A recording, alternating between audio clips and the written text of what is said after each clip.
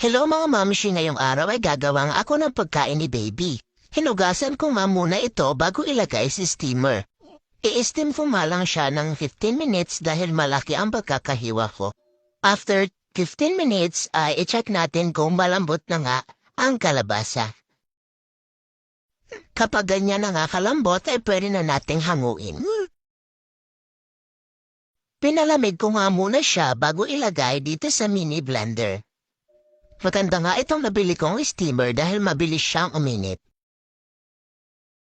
Naglatay na nga rin ako ng tubig dito sa bote dahil dito po nga siya pinapainom.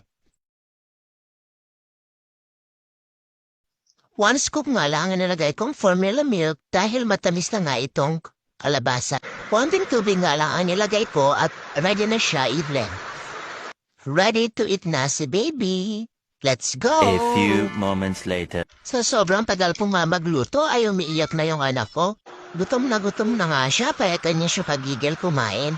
Umiiyak nga siya mga mamshi pag hindi agad nasusubuan. Kung makikita niyo napakabihid niya kasi gustong-gusto niya yung kalabasa. Sino nga bang nanay ang hindi gaganahan gumawa ng pagkain kung ganyan katakaw ang anak mo? Akala ko nga hindi niya mauubos yung prepare kong pagkain, pero parang nakukulahan pa nga siya.